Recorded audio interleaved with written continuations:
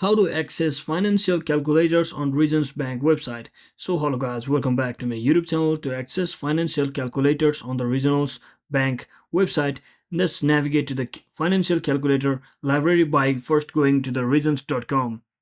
Or you can also alternatively search in for regions.com/insights, looking for the insights or calculator link. From there you can just select a specific banking category or topic to find and use this available financial calculator.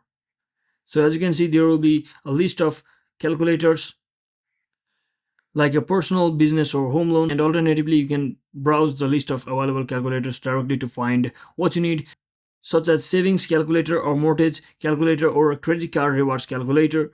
So you can just choose any one of them about in which you want to use, and it will load on the page allowing you to enter your data and just view the results from over there.